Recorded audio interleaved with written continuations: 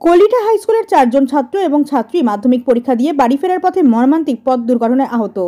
একজনের অবস্থা খুব আশঙ্কাজনক, তাকে কলকাতা মেডিকেল কলেজে স্থানান্তরিত করা হয়েছে এবং বাকি 3 জন রামপুরহাট মেডিকেল কলেজে চিকিৎসাধীন। সেই পরীক্ষার্থীদের পাশে এসে দাঁড়ালো রামপুরহাট শহর তৃণমূল যুব কংগ্রেস। নলহাটি হরিপ্রসাদ হাই স্কুলে এই পরীক্ষার্থীদের সেন্টার পড়েছিল, সেখান থেকে বাড়ি ফেরার পথে মোটরসাইকেলে অ্যাক্সিডেন্ট হয়। একজনের ব্রেন হ্যামারেজ হয়েছে, তাকে কলকাতা মেডিকেল কলেজে স্থানান্তরিত করা হয়েছে।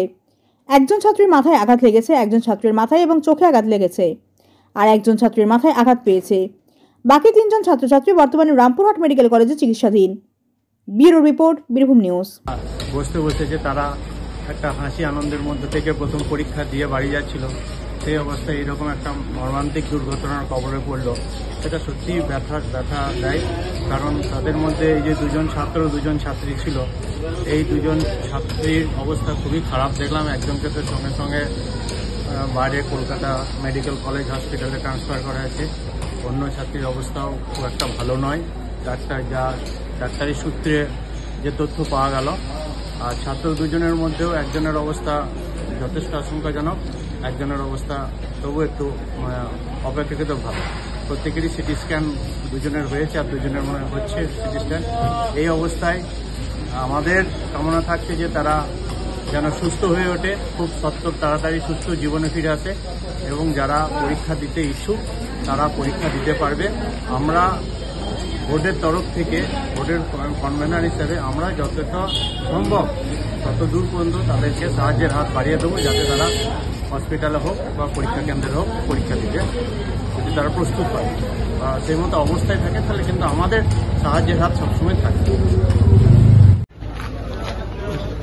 আজকে একটা পথ দুর্ঘটনা শুনলাম মাধ্যমিক পরীক্ষার্থীদের, এই নিয়ে আপনার কি বক্তব্য? আজকে আমরা হঠাৎই খবর পাই একটা মর্মান্তিক দুর্ঘটনা, যে আমাদের মাধ্যমিক পরীক্ষার্থী তারা 4 জন গুরুতরভাবে তারা পথ দুর্ঘটনায় আক্রান্ত হয়েছে। তার মধ্যে নেহা খাতুন বলে একটা বাচ্চা মেয়ে, তার অবস্থা খুব আশঙ্কাজনক, তাকে কলকাতা মেডিকেল কলেজ এখান থেকে স্থানান্তরিত করা হয়েছে। আর একজন ছাত্রী, তারও অবস্থা মোটামুটি একটু স্থিতিশীল, বাকিদের অবস্থাও স্থিতিশীল, তারা সবাই চিকিৎসার মধ্যে আছে। আমরা আমাদের শিক্ষক মহাশয় যারা আছেন, মাধ্যমিক বোর্ডের কনভেনার যিনারা আছেন, তাদের মাধ্যমে খবর পেয়ে আমরা শহর তৃণমূল যুব কংগ্রেসের সমস্ত কর্মীরা এখানে ছুটে আসি।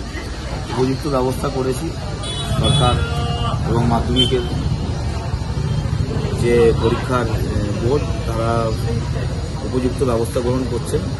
আমরা চিকিৎসা ক্ষেত্রে দেখব কোনোরকম যেন অসুবিধা না হয়, এটা আমাদের কর্তব্য, একটা দায়িত্বের মধ্যে পড়ে।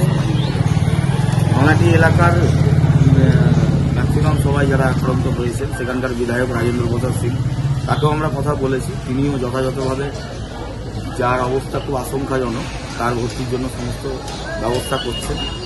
আমাদের লোকাল নেতৃত্বে যারা আছেন সবাই পাশে আছি, আমরা তাদের সুস্থতা কামনা করি এবং আমরা সর্বদা তাদের পাশে থাকবো। চিকিৎসা সংক্রান্ত যে কোনো অসুবিধা হলে আমরা হাসপাতাল কর্তৃপক্ষের সঙ্গে অপারেট করে আমরা ওদের সুস্থতা ব্যবস্থা